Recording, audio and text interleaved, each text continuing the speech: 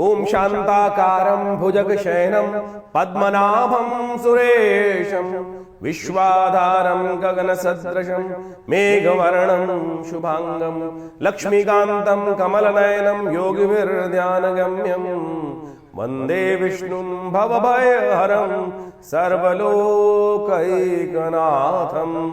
नमस्कार, स्वागत है आपका आचार्य वाणी में। मैं आचार्य डॉक्टर विक्रमादित्य आपके साथ हूँ। आज का विषय हमारा है मिथुन, बुध प्रधान मिथुन राशि वालों के लिए 2 तारीख की दिन बात करें। सोमवार का अवसर है, चतुर्दशी तिथि विद्यमान है और इस दिन ग्रह परिवर्तन की तरफ जा रहे हैं। पराक्रम में अद्भुत शौर्य बल प्राप्त होने के योग आपको मिलेगा।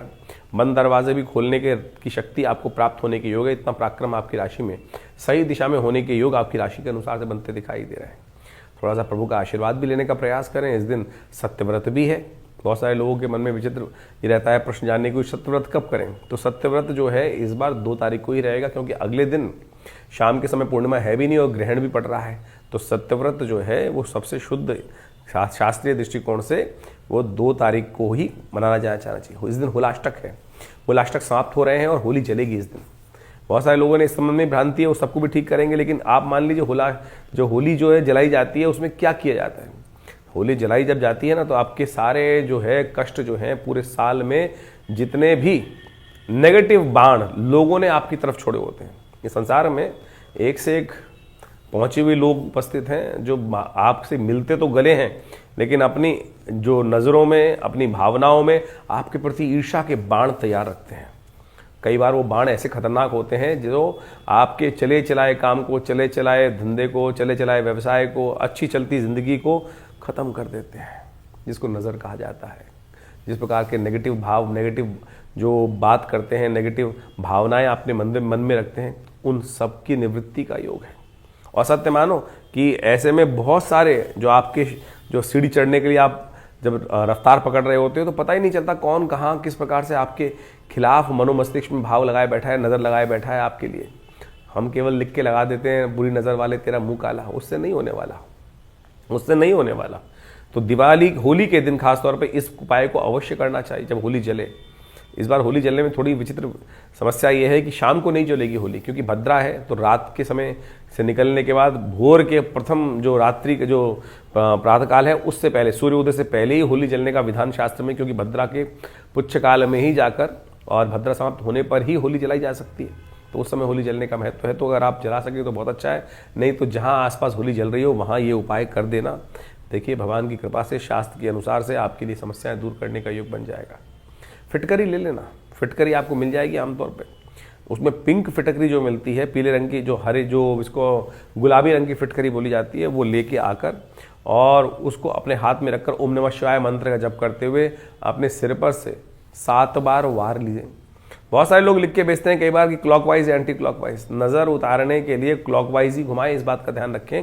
तो क्लॉकवाइज घुमाकर अपने सिर पे से वार कर ओम नमः शिवाय का स्तवन करके यही भाव रखें कि ये समस्त जो अलाएं बलाएं हैं इस फागुनी में, समस्त हमारे कष्ट दूर करने के लिए माँ ध्यान रखें। ये भाव ध्यान रखते हुए, प्रभु ध्यान रखते हुए इसको आप समर्पित कर दें, और जैसे ही वो जलेगी देखिएगा बिल्कुल आपके लिए कल्याणकारी समय उत्पन्न होने के योग बन जाए। होली का उत्सव भारतीय संस्कृति में बड़ी चमत्कारिक उत्सव है, चमत्कार है साक्षात, इसको समझना चाहिए। भारतीय संस्कृति में होली का दहन एक अद्भुत योग शास्त्र में लेके आती है।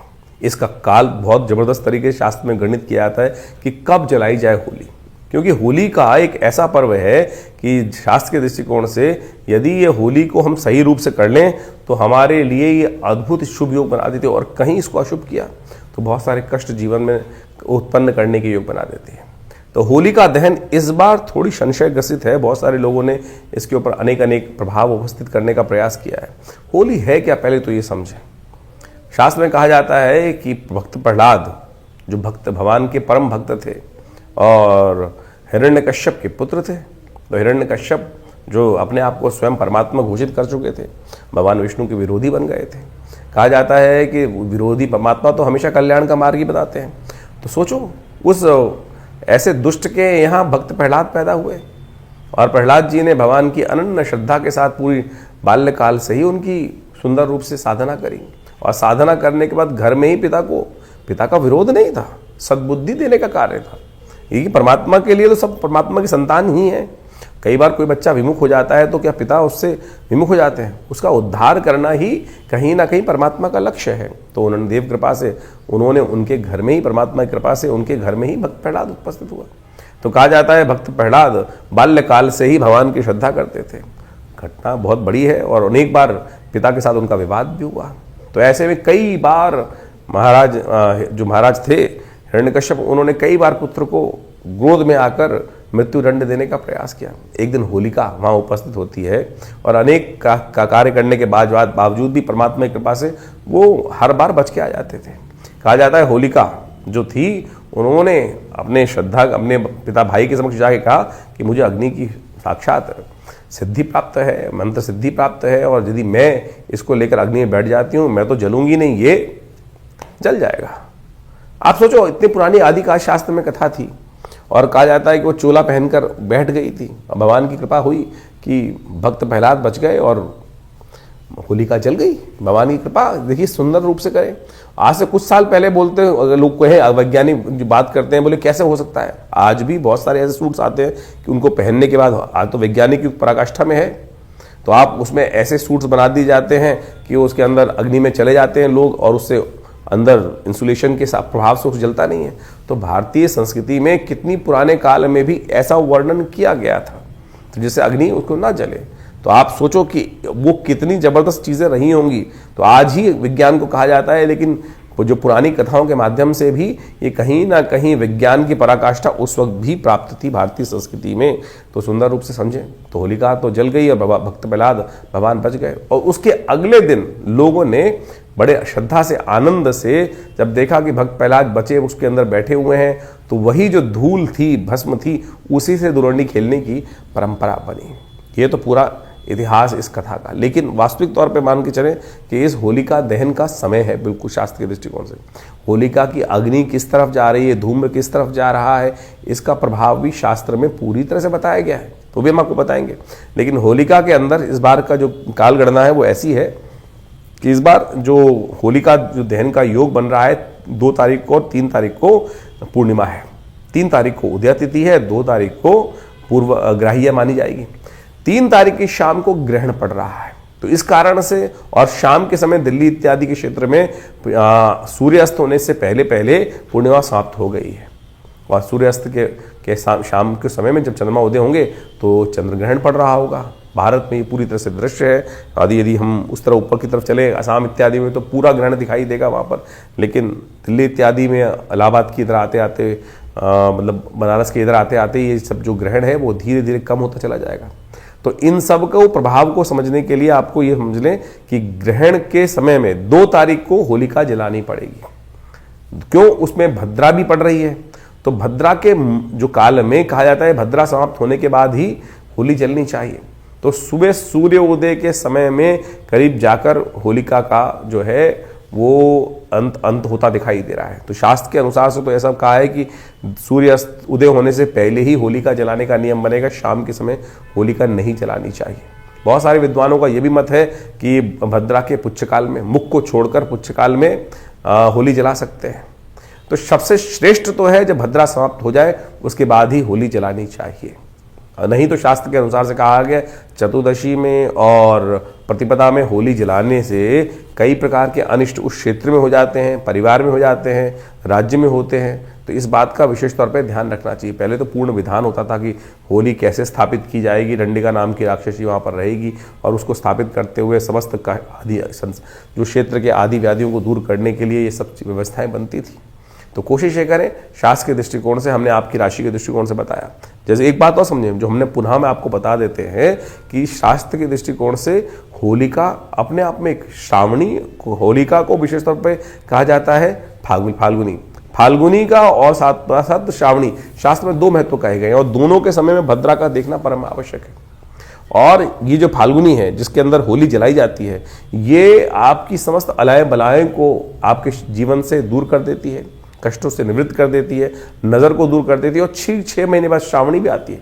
उसी प्रकार उसमें जनेऊ बदलने का नियम शास्त्र बताया गया है और ये समस्त समाज को अवश्य करने का प्रयास करना चाहिए। धीरे धीरे इनका वैज्ञानिक शास्त्र का आख्यान जो है वो लोप होता चला जा रहा है। लेकिन ये जो हमारे ऋषि मुनियों की चीज़ें हैं शास्त्र के मुहूर्तों का प्रभाव है, इसको अवश्य करते रहना चाहिए। नहीं तो बहुत सारे एंजाइटी डिसऑर्डर्स आज की तारीख में आप मान के चले, इतने ज़्यादा लोगों के दिमाग में मनोमस्तिष्क विचार संबंधित कष्ट हो गए हैं, पहले इतनी विक्षिप्तता नहीं होती थी। इनमें से बहुत सारे जो हैं, अब मॉडर्न साइंस ही बोलती है, साइकोसोमेटिक डिसीजेस बहुत सारी जो हैं, और दवाइयों का जो प्रभाव होता है वो तो केवल 10% बीमारियों पर होता है, बाकी जो 90% बीमारियां दे आर साइकोसोमेटिक डिसऑर्डर्स, और वो इन्हीं सब चीज़ों को वो अनडायग्नोज्ड रहती हैं। और जितने इन सब चीज़ों से जो साइकोलॉजिकली आप मान के चलें कि जितने भी इस प्रकार के कृत्य हैं भारतीय संस्कृति में जो बताए गए हैं, इसको दान कर दो, ये मंत्र जप कर लो, ये तमाम साइकोसोमेटिक डिसीज को ठीक करने के लिए ये जो प्रभाव है शास्त्र के दृष्टिकोण से, इन व्रतों का प्रभाव है, ये अद्भुत रूप से कार्य करते हैं। नहीं तो आप जिंदगी भर दवाई खाते रहिए, कोई ठीक नहीं होगा इन सब चीज़ों का। तो ये इसको पूरी तरह समझें, ये हमने जो उपाय बताया आपके लिए, इसको सही रूप से करने का प्रयास करें। तो होलिका जलाने का समय भी हमने आपको बताया, तो उसको समझते हुए कार्य करेंगे तो बहुत अच्छा रहेगा। मिथुन राशि वालों, आपकी राशि के दृष्टिकोण से 3 तारीख का दिन भी आपको समझ लेना चाहिए। मंगलवार का अवसर है, पूर्णिमा तिथि है, और इस दिन ग्रहण पड़ रहा है। ग्रह नक्षत्रों के दृष्टिकोण से आपकी राशि के दृष्टिकोण से योगायोग क्या चल रहे हैं वो भी आप जान लीजिए। आपकी राशि के दृष्टिकोण से हमें दिखाई देता है कि ये गणना बुध के अस्त होते हुए भी ये ग्रहण आपके लिए सहायक सिद्ध होता दिखाई दे रहा है। ये ग्रहण का प्रभाव आपकी राशि के दृष्टिकोण से कहीं ना कहीं कई मामलों में आपके भाग्य से जगाने के लिए सहायता प्रदान करने के अद्भुत योग आपकी राशि के अनुसार से बनाता दिखाई दे रहा है। तो बिल्कुल चिंता करने की जरूरत नहीं है। ग्रहण का प्रभाव आपकी राशि के दृष्टिकोण से शुभ और सफलता में सहायक सिद्ध होने के योग बनाता दिखाई दे रहा है, तो इसका और बढ़ाने का प्रयास करें। इस वक्त समस्या केवल ये है कि आपकी राशि के दृष्टिकोण से देखा जाए तो आपकी राशि के स्वामी जो है बुध महाराज अस्त चल रहे हैं, भाग्य में राहु महाराज विद्यमान है, वहीं सूर्य विद्यमान है। तो आपको अपने आप को थोड़ा सा बैलेंस करते हुए चलने की जरूरत है। इस समय बहुत ज़्यादा नरम, बहुत ज़्यादा गर्म स्वभाव कहीं ना कहीं कष्ट दे सकता है। बीच का रास्ता पकड़ते हुए चलने का प्रयास करेंगे तो चीज़ें आपके लिए सही रूप से चलती चली जाएंगी। सरलता, अध्यात्म का अपने अंदर उदय करना बहुत ज़रूरी है। अध्यात्म से जितने विमुख उतनी भाग्य में जो भावनाएं हैं, जो जीवन में कष्ट, आगे सफलता में कष्ट होने के योग बनते दिखाई देंगे। तो इसलिए सरलता से चीज़ों को ग्रहण करने का प्रयास करें। आम आदमी की जो मनोमस्तिष्क व्याह होती है ना, हर चीज़ में ना करने की भाव सबसे पहले आता है। कोई भी सामने अच्छी बात बोल रहा है तो सबसे पहले बोल रहा है आदमी व्यक्ति क्यों, और यहीं सरलता समाप्त हो जाती है।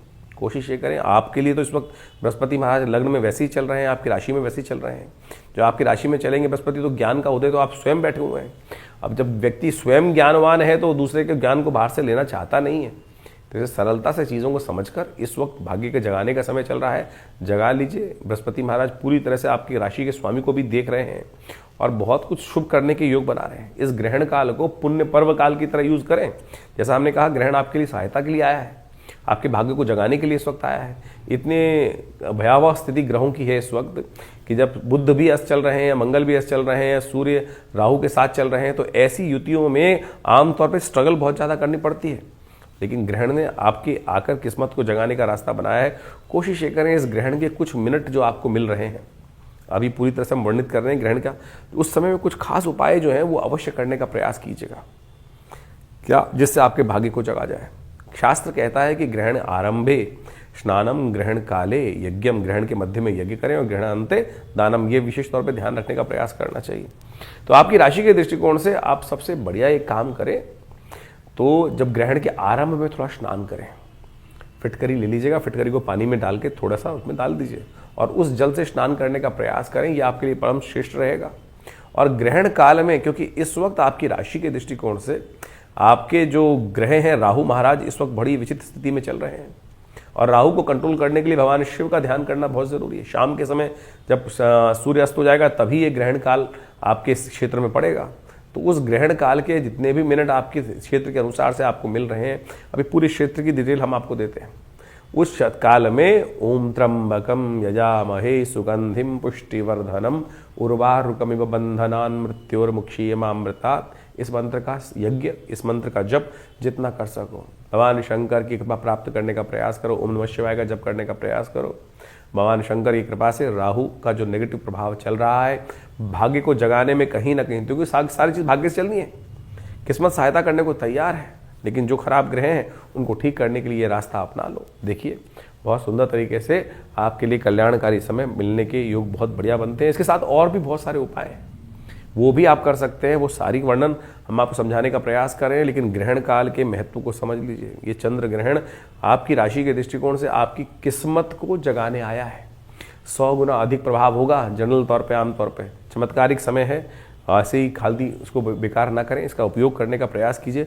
बहुत सुंदर काल आपकी राशि के दृष्टिकोण से समय दे रहा है। देखिए 3 तारीख को चंद्र ग्रहण पड़ रहा है, और ये चंद्र ग्रहण जो है वो विशेष रूप में खग्रास चंद्र ग्रहण है, और इस चंद्र ग्रहण का प्रभाव बहुत जबरदस्त तरीके से पड़ने वाला है पूरे विश्व पे। ये फागुन मास की पूर्णिमा पर जो चंद्र ग्रहण पड़ रहा है, ये विशेष तौर पर इसका प्रभाव बहुत जबरदस्त रहने वाला है। इस समय में देखिए ग्रहों की स्थिति ऐसी है कि 4 ग्रह एक साथ होकर विराजमान है, और चंद्रमा और केतु के साथ जिस प्रकार की युति बनी हुई है, तो चंद्रमा और केतु की युति भी जिस प्रकार से बनी हुई है वो आपको अच्छे से समझ लेना चाहिए। ये कहीं ना कहीं ग्रहण का प्रभाव बहुत ही विचित्र पूरे विश्व में पड़ता दिखाई दे रहा है, और ऐसे में ग्रहण काल के अनुसार आप समझ लें, ये ग्रहण एक तरह से पर्व काल माना जाता है। ये ग्रहण आमतौर पे इसके इफेक्ट जो हैं वो नेगेटिव माने जाते हैं। इफेक्ट किसी के लिए शुभ, किसी के लिए नेगेटिव, क्योंकि खगोलीय घटना है, और उस खगोलीय घटना के लिए ऐसा हो ही नहीं सकता कि सबके लिए अशुभ पड़ रहा हो। किसी के लिए शुभ रहेगा, किसी के लिए अशुभ रहेगा। तो आपकी राशि के दृष्टिकोण से उस प्रभाव को आपने समझ लिया है, लेकिन आप ये समझें इस ग्रहण काल को भारतीय संस्कृति में कहीं बहुत सारे लोग डराने की बात सोच लेते हैं कि नेगेटिव नहीं है। ये ग्रहण का प्रभाव जो है उसको पर्व काल के तौर पे जाना जाता है। अब ग्रहण जहां पड़ रहा होगा, जहां दृश्य होगा, वहीं उसका प्रभाव होगा। वैसे ही ये ग्रहण का जो आरंभ काल है वो विशेष तौर पे समझ लें। चंद्र ग्रहण का आरंभ काल जो हो रहा है वो हो रहा है करीब करीब भारतीय स्टैंडर्ड टाइम के अनुसार से माने दोपहर को 3:20 पर ये ग्रहण लगेगा, और ये करीब करीब चलेगा 6:47 तक। अब हर क्षेत्र के अंदर ये अलग अलग समय पर ग्रहण लगता दिखाई दे रहा है।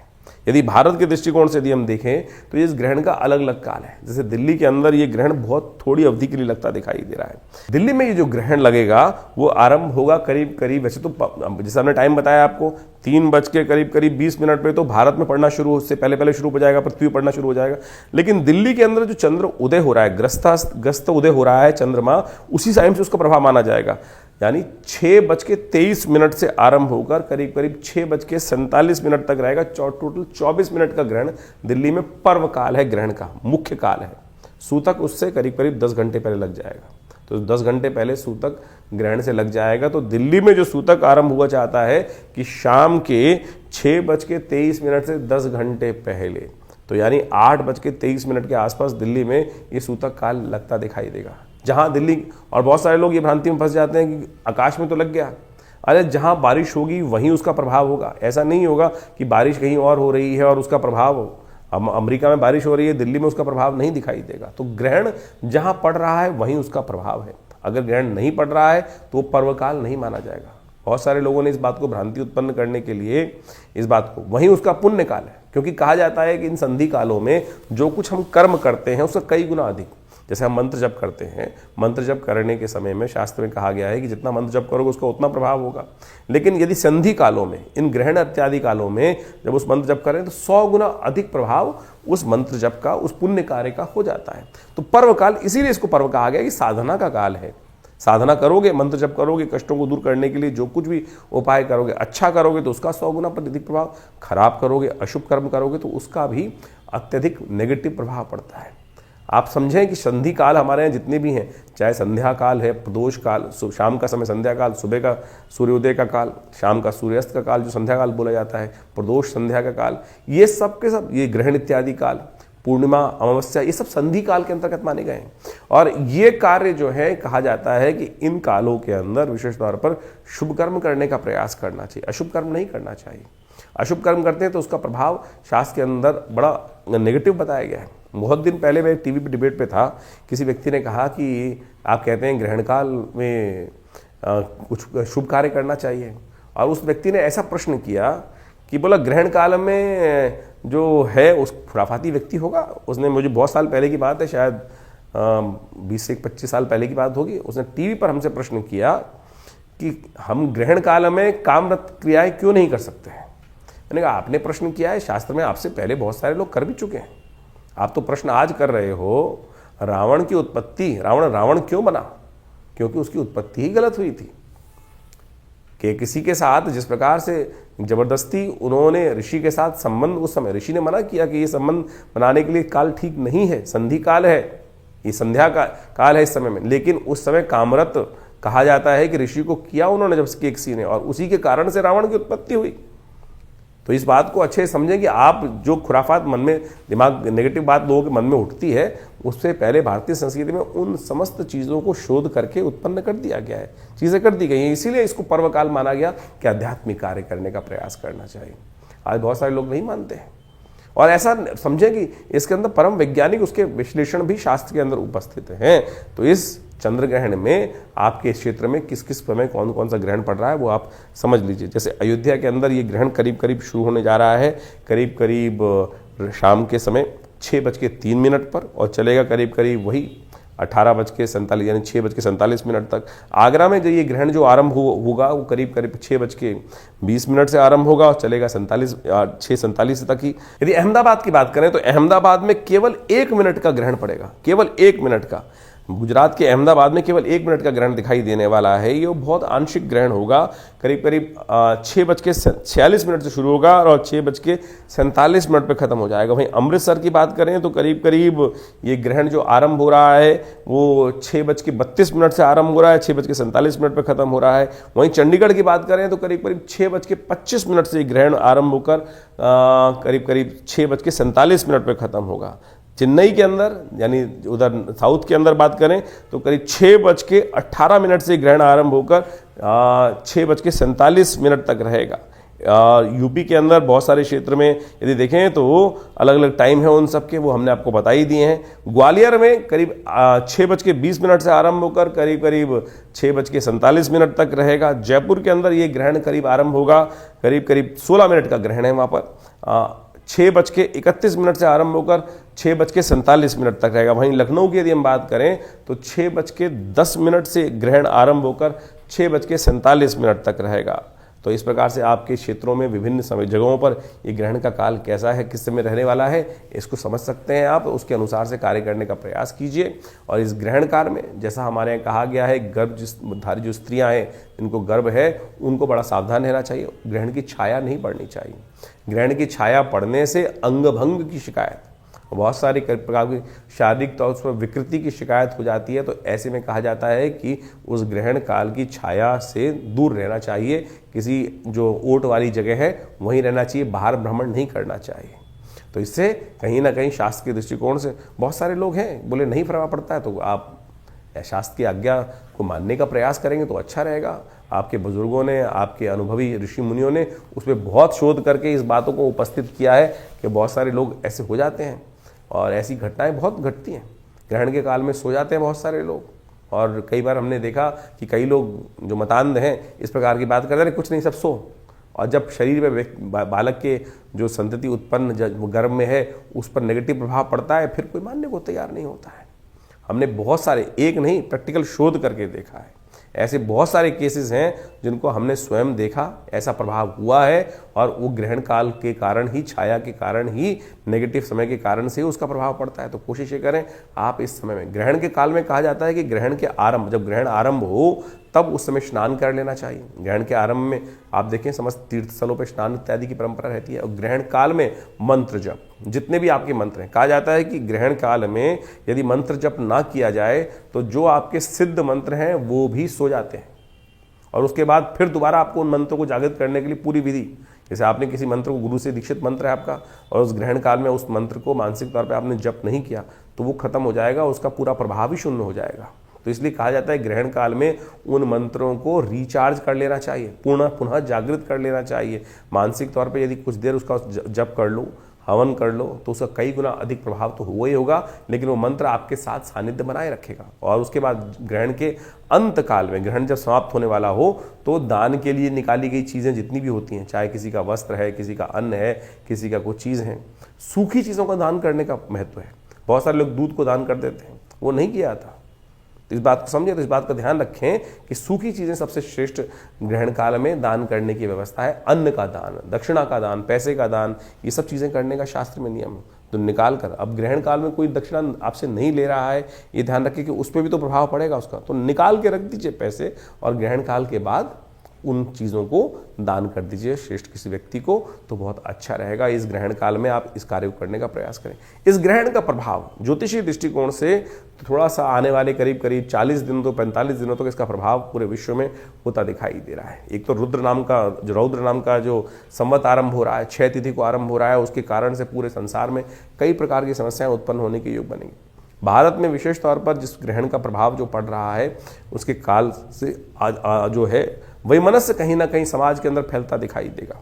और यदि आर्य संहिता को, जिसको वृहत संहिता को हम उठा के देखें, वृहत संहिता को आर्यभट्ट के द्वारा लिखी गई वृहत संहिता को, तो उसमें लिखा है कि फागुन मास में जब भी चंद्र ग्रहण पड़ता है तो उसके अनुसार से ग्रहण के मध्य क्षेत्र में, जहाँ ग्रहण का जैसे भारत का जिन जिन ग्रहण में पड़ रहा है वहाँ के मध्य क्षेत्र में, और साथ साथ उसके पूर्वी भाग के अंदर विशेष तौर पर वहाँ पर ज़्यादा उपद्रव और ज़्यादा अशांति का वातावरण बनता दिखाई देगा। उनके चारों तरफ भारत की जो स्थितियाँ हैं वो कहीं ना कहीं विकट होने की स्थिति बनती दिखाई दे रही है। अस्थिरता का वातावरण बनता दिखाई देगा, दुर्घटनाओं का वातावरण, वैमनस्य का वातावरण, क्योंकि इस बार संवत भी बहुत अच्छा नहीं कहा जा सकता है, तो पूरे विश्व में कहीं ना कहीं कोलाहल ज़्यादा रहते हुए दिखाई दे रहे हैं।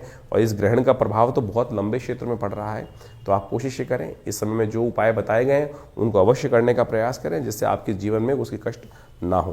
3 तारीख को ग्रहण पड़ रहा है और 3 तारीख को ग्रहण के समय में हमने विवेकानंद योगाश्रम में सर्व कष्ट निवारण यज्ञ रखा है। जी हाँ, देखिए इस समय चंद्रमा जो हैं वो ग्रहण का युग बना रहे हैं। मंगल अस्त अवस्था में, राहु के सूर्य के साथ फंस गए हैं, बुध भी अस्त अवस्था में है और सूर्य राहु की युति चल रही है। तो ये कहीं ना कहीं बड़े विचित्र ग्रहों का दौर चल रहा है। बहुत सारे ग्रहण का प्रभाव है, किसी के लिए अच्छा किसी के लिए खराब, लेकिन समस्त कष्टों को निवारण करने के लिए ग्रहण एक पर्वकाल होता है। और दिल्ली में ये ग्रहण बहुत थोड़ी देर के लिए पड़ रहा है, कुछ देर के लिए पड़ रहा है, करीब करीब आप मान के चलें ये 37 मिनट का जो ग्रहण है उस समय में हमने विवेकानंद योगाश्रम में एक विशेष यज्ञ रखा है, सर्व कष्ट निवारण यज्ञ। ग्रहण के काल में सर्व कष्ट निवारण यज्ञ, मंगलवार के दिन ग्रहण पड़ रहा है, तो समस्त नवग्रहों की शांति और साथ साथ बहुत सारे विभिन्न मंत्रों का इसमें जप रहेगा, यज्ञ रहेगा, और साथ साथ ग्रहण काल के बाद सुंदरकांड का पाठ भी रहेगा। तो आप सब इस कार्यक्रम में भाग ले सकते हैं। अपने स्थान को आरक्षित करने के लिए तुरंत हमारे नंबर्स पे फ़ोन करके अपना स्थान आरक्षित कर लीजिए, क्योंकि ये एक सर्व कष्ट निवारण यज्ञ है। फिर 6 महीने बाद करीब यज्ञ कोई ग्रहण पड़ने का योग बनेगा। तो इसमें क्योंकि रुद्र नाम का संवत भी आरंभ हो रहा है, तो उससे पहले ये मौका है कि हम समस्त आनंद से अपने कष्टों को जीवन के दूर करने के लिए भगवान का नाम जितना हो सके वो लेने का प्रयास करें। कष्ट निवृत्त होगा तो कष्ट से दूर करने का योग, जीवन में आनंद का योग बहुत सुंदर तरीके से बनेगा। मिथुन राशि वालों के लिए 4 तारीख का दिन, होली की बहुत बहुत शुभकामना। 4 तारीख को होली का रंग खेलने का पर्व बन रहा है, बुधवार का अवसर है, प्रतिपदा तिथि है, और उस दिन राशि के दृष्टिकोण से यदि देखें तो बहुत चमत्कारिक प्रभाव आपकी राशि के दृष्टिकोण से ग्रहण प्रभाव करने के योग बना रहा है। शुक्र इस दिन आपकी राशि में उच्च के होने के बाद शनि के ही साथ में युक्त होकर शनि के ही नक्षत्र में प्रवेश करते दिखाई दे रहे हैं, और ये आपकी राशि में सफलता देने के लिए, आपके प्रभाव को संसार में बढ़ाने के लिए बहुत अच्छा योग बनाकर तैयार कर रहा है। शनि अब अस्त होने जा रहे हैं कुछ दिनों में, और शुक्र महाराज पूरी तरह से अब आपकी राशि में आपके अंदर एक ऐसा उरा उत्पन्न, पर्सनैलिटी में ऐसा लाभ देने के योग बनाते दिखाई दे रहे हैं कि लोग प्रभावित हो सकते हैं आपसे, दोस्ती बढ़ने के संपर्क बनते दिखाई देंगे, आपका प्रभाव छाने के योग दिखाई दे रहे हैं आपकी राशि के दृष्टिकोण से। ये बहुत सुंदर योग आपकी राशि के दृष्टिकोण से बन रहा है, और कुछ बहुत सारे अपशगुनों को दूर करने के लिए इस वक्त ग्रहों ने बहुत सुंदर योग आपकी राशि के दृष्टिकोण से बना रखा है। तो प्रसन्न होकर, चीज़ों को समझकर, बहुत सारे लोग फिर भी कहेंगे भाई समस्याएं हैं, अरे फिर वो बहुत सारी दशाओं के अंतर्गत बहुत सारी चीज़ें इंटरनल कुंडली के अनुसार चल रही होंगी, लेकिन गोचर के दृष्टिकोण से तो आप ये मान के चले बहुत समय आपकी राशि के दृष्टिकोण से बनकर आ गया है। होली है, इस होली को आनंद से मनाने का प्रयास करें। ग्रह नक्षत्रों के दृष्टिकोण से इस वक्त योग जो आपके लिए चल रहा है बड़ा ही शुभ योग चल रहा है। ग्रहों का योग आपकी राशि के दृष्टिकोण से आप इस आशीर्वाद के तौर पर ग्रहण को बनाने का प्रयास करें। आमतौर पर हमारे साथ समस्या ये होती है कि हम जिनके साथ रहते हैं उनकी भावनाओं को पूरी तरह पता नहीं होता कि कौन हमारे साथ है, कौन हमारे साथ नहीं है। आप एक बात मान के चलें, भगवान को अपने साथ रखने का प्रयास करें। हम दोस्तों के साथ होली खेलते हैं, पता नहीं कौन सा दोस्त इस संसार में निष्ठा कब बदल दे। आपने देखा होगा कि अपनी आयु के अंदर बहुत सारे लोग आपके साथ निष्ठाओं को कब तक परिवर्तन कर लिए। भगवान के साथ अपनी निष्ठा और भगवान को अपने साथ जोड़ने का प्रयास करो, वो निष्ठाएं कभी नहीं बदलेंगी। ये होली की सबसे पहला काम जो है ना, सखाओं के साथ खेलते हैं, तो तो भगवान को अपना मित्र बनाने का प्रयास करो, भगवान के साथ होली खेलने का प्रयास करो। कैसे खेलेंगे होली? तो हमारा आपको सबसे पहले ये है कि आप कोशिश ये करें, मिथुन राशि वालों, आज की इस दिन आप विशेष तौर पर गंगा जल लेकर और उसमें थोड़े से विशेष तौर पर तुलसी दल इत्यादि डालकर, चंदन डालकर और साथ में थोड़े इन सब चीज़ों को उपयोग करते हुए, कपूर इत्यादि, कचरी इत्यादि का तिल का यूज़ करते हुए उनको भगवान शंकर को अर्पित करने का प्रयास करें, या भगवान विष्णु, जिनकी भी आपकी श्रद्धा है, ये सब चीज़ों का उपयोग करते हुए उनको अर्पित करने का प्रयास करें और उसी जल से फिर खुद भी होली खेलें और खुद उनको समर्पित करने का प्रयास करें। ये आपके लिए सबसे श्रेष्ठ कार्य होगा और ऐसे में भगवान की कृपा से आपके बहुत सारे अनिष्ट दूर होने के योग बन जाएंगे। होली का रंग बहुत शुभ होता है। होली का दिन किस प्रकार से आपको मनाना है? होली का दिन ऐसा मुहूर्त होता है कि जिस दिन आप प्रसन्न रहेंगे तो आपके लिए बहुत सुंदर योग बनेंगे। तो इस पूरे सिद्धांत को समझकर अपने जीवन यापन करने का प्रयास करें। भारतीय संस्कृति आनंद की संस्कृति और आपकी ग्रह किस्मत खोलने के लिए ग्रहण के बाद बहुत जबरदस्त से आतुर है, मैं कहूँगा ग्रह आतुर हैं। तो अब आपको उस ऑप्शन को पकड़ने की जरूरत है, सही चीज में चलने का प्रयास कीजिए, कल्याण होने के योग बनेंगे। चैत्र मास की प्रतिपदा, कृष्ण पक्ष की प्रतिपदा के दिन होली मनाई जाती है, खेलने वाली होली, रंग जिसको कहा जाता है। आज रंग है तो वास्तविक तौर पर इस दिन होली रंग के रूप में मनाई जाती है। कारण क्या था? भक्त प्रहलाद बच गए थे, होलिका जल गई थी। जो ये असंभव कार्य हुआ, सोचो, उस होलिका को सिद्धि थी कि अग्नि में उसको जला नहीं सकता, लेकिन जा पर कृपा राम की हुई ता पर कृपा करें सब कोई। सोचें, भगवान की कृपा से असंभव भी संभव हो गया। वहाँ पर होलिका जल गई और उसकी अग्नि के बीच में जो प्रहलाद भक्त बैठे हुए थे वो बाल भी मां का ना हुआ। परमात्मा की कृपा, भगवान पे श्रद्धा, इतनी जबरदस्त तरीके से श्रद्धा कैसे उत्पन्न हो, वही उससे हर्षोल्लास से लोगों ने होली मनाई। जब होली जलाई जाती है उसके अगले दिन आमतौर पर ये पर्व मनाया जाता है। तो इस बार होली की थोड़ी सी द्वंद्वात्मक स्थिति की, क्योंकि ग्रहण भी पड़ रहा था और साथ में तो एक दिन बीच में गैप करने के बाद, एक दिन का बीच में अवकाश के बाद होली को जलाने की व्यवस्था बनाई गई है। उसी धूल से लोगों ने होली खेली थी, उसी धूल से। कहा जाता है उस वक्त तो रंग की व्यवस्था क्या मतलब थी।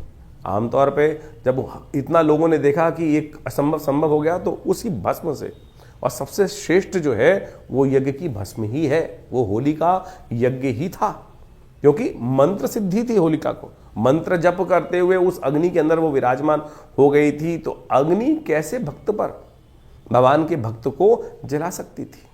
तो सोचो, ये चमत्कार प्रभाव हुआ और लोगों ने जब ये चमत्कार देखा तो अगले दिन सुबह जब वहाँ पर भस्म के अंदर भक्त प्रहलाद बिल्कुल जीवित तौर पर विराजमान थे, बाल भी बांका नहीं हुआ, बाल भी जला नहीं, तब लोगों ने उसी भस्म से होली का सुंदर, तो होली आप सुंदर रूप से खेलें, आनंद से खेलें। होली के समय में कई भ्रांति भी उत्पन्न हो गई है। अब हर्षोल्लास में कहाँ से भंग आ गई? रंग में भंग ना डालें। आज की तारीख में बहुत सारे लोग किसी न किसी प्रकार से नशा कर होली के उत्सव को समाप्त करने का प्रयास करते हैं। भंग हो गया, पता नहीं कौन कौन सी कहाँ। भारतीय संस्कृति में इन सब चीज़ों का कोई स्थान नहीं दिया गया। कहीं लोगों ने तो शिवरात्रि पर भी भंग घोटने की व्यवस्था बना दी, भगवान को प्रसाद चढ़ाने के रूप में। कहाँ शास्त्र में वर्णित है? भगवान को भंग जो चढ़ाई जाती है विजया औषधि के रूप में चढ़ाई जाती है, और वो औषधि के रूप में उस बात को, जहर को काटने के लिए चढ़ाई जाती है। भंग की व्यवस्था धतूरा इत्यादि नशे के लिए थोड़ी कर दिया गया। ये तो लोगों के मन में किस प्रकार से जो अपने आप गलत भाव जागे और उसके कारण से लोगों ने भ्रांति उत्पन्न करने का प्रयास किया, लेकिन शास्त्र में ऐसा कहीं नहीं है। तो आप ये समझें कि जो किसी प्रकार का जो नशा करने की व्यवस्था लोग करते हैं उसको समझने की शास्त्र में प्रमाण जो है उस प्रकार समझना चाहिए। तो आप होली खेलें, आनंद से खेलें। और एक बार और, होली के दिन बहुत सारे लोग क्या होते हैं, पुराने कपड़े पहन के आते हैं। अरे नई कपड़े सब समृद्धि का प्रतीक है।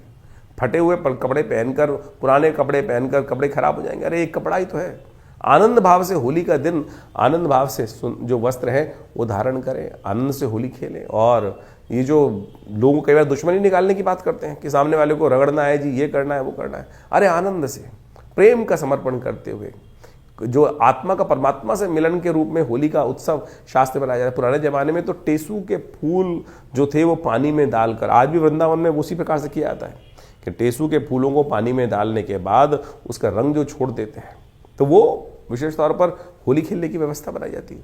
बहुत सारी जगहों तो दही में हल्दी मिलाकर और सुंदर रूप से उससे जो उपटन बनाया जाता है, उससे होली, दधिकांतोत्सव उसके रूप में शास्त्र में एक वर्णित है, वह तब मनाया जाता है। तो ऐसे होली पूरी तरह से औषधीय वर्णन है। और सोचें कि आयुर्वेदिक दृष्टिकोण से तो क्या, बसंत का मौसम पूरी तरह चल रहा है, स्नान का महत्व है, और ऐसे में स्नान करने से, पानी में स्नान कर लेने से बहुत सारी बीमारियां भी ठीक हो जाती हैं। अब आज की तारीख में लोग ग्रीस और पता नहीं कौन कौन से जो केमिकल से युक्त रंग बना के बात करते हैं, तो कहाँ वो होली का वो प्रभाव है ही नहीं।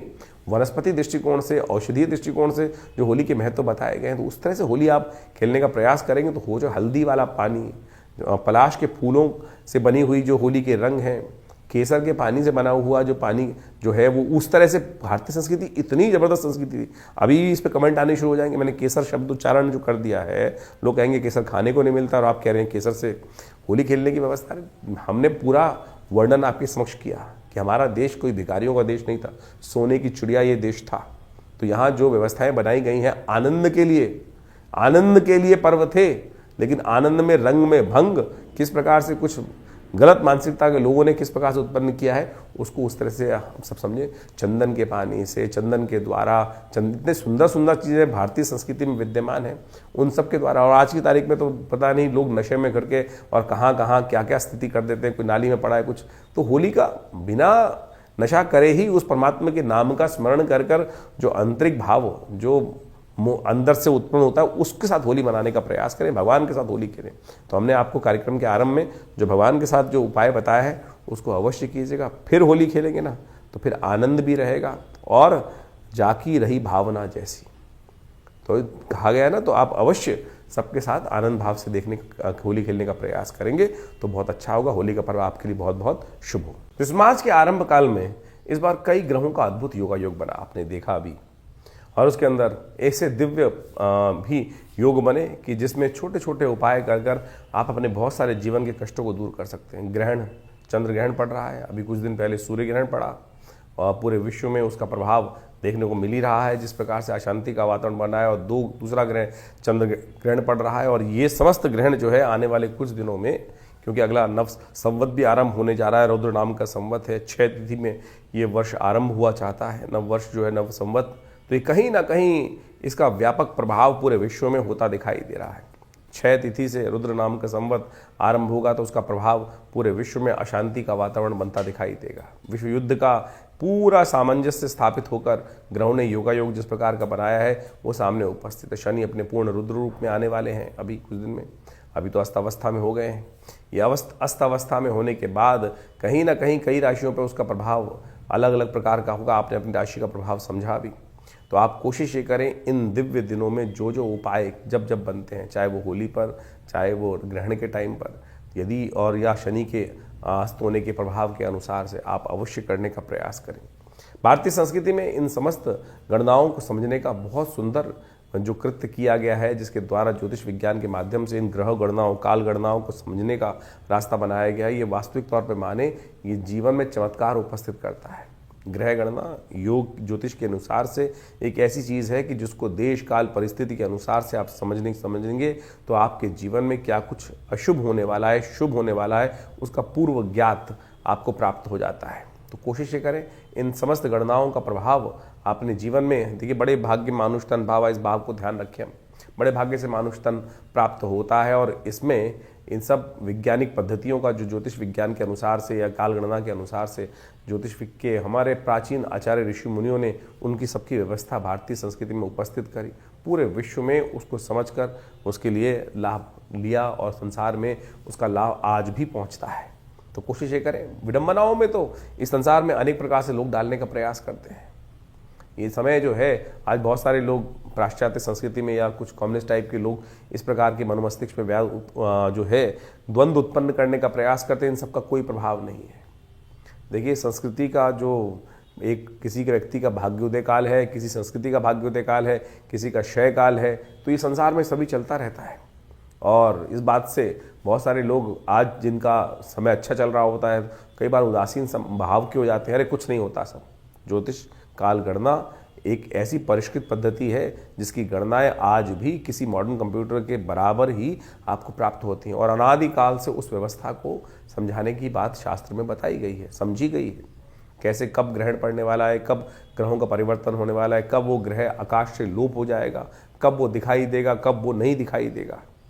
आज तो लोग कह देते हैं कि ऋषियों ने केवल देखकर, आकाश में देखकर, आकाश मंडल में देखकर, इन नेत्र मात्रों से ही, अनुभव के माध्यम से प्रत्यक्ष देखने के बाद किया। अरे आज देख लो भाई, आज की तारीख में भी कुछ दिन पहले एक टीवी डिबेट पे बहुत सारे लोग बैठे हुए थे हमारे साथ। उनमें से कुछ तो ऐसे बहरूपिये थे कि कार्यक्रम शुरू होने से पहले टीवी पे बैठने के लिए अपनी अंगूठियां तक उतार के आ जाते हैं और टीवी पर बैठकर लगातार अनर्गल प्रलाप करने का प्रयास करते हैं, लोगों को भ्रांति उत्पन्न करने का प्रयास करते हैं।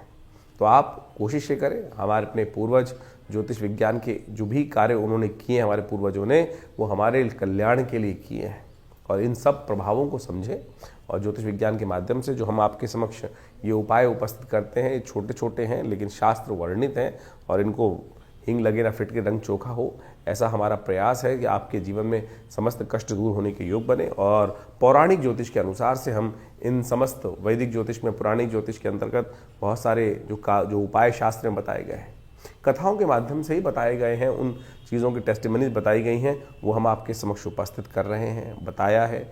और उन ग्रंथों का नाम तक हम आपके समक्ष बताते हैं कि कहाँ किस प्रकार का वर्णन वो उपस्थित है। कोशिश ये करें उनको अपने जीवन में उतारें। हाँ, आपके मन में कोई प्रश्न चल रहा हो तो चिंता ना करें, ये हमारा जो व्यवस्था है आपके लिए अपनी है। आप फ़ोन नंबर्स पे अपने प्रश्नों को लिख के भेजें, व्हाट्सएप के माध्यम से भेजेंगे तो हम जरूर उनके जवाब भी जल्दी से जल्दी आप तक भेजने का प्रयास करेंगे। हाँ, थोड़ा देर जरूर लग सकती है उसमें, बहुत सारे लोगों के प्रश्न आ रहे होते हैं और उन प्रश्नों के माध्यम से हम जल्दी से जल्दी उनके उपाय आप तक भेजने का प्रयास करते हैं। और जो लोग मिलना चाहते हैं वो आश्रम पे आ सकते हैं। समय समय पर बहुत सारे कार्यक्रम आश्रम पे चलते ही हैं और उन सब कार्यक्रम में आकर आप आश्रम पे पधारिए। दिल्ली में विवेकानंद योगाश्रम में आपके बहुत सारे प्रश्नों का निदान भी होगा और साथ साथ माँ भगवती की कृपा से, जो भगवती का श्री विग्रह आश्रम पे विराजमान है, उनकी कृपा से आपके कष्ट भी दूर होंगे। धन्यवाद, नमस्कार।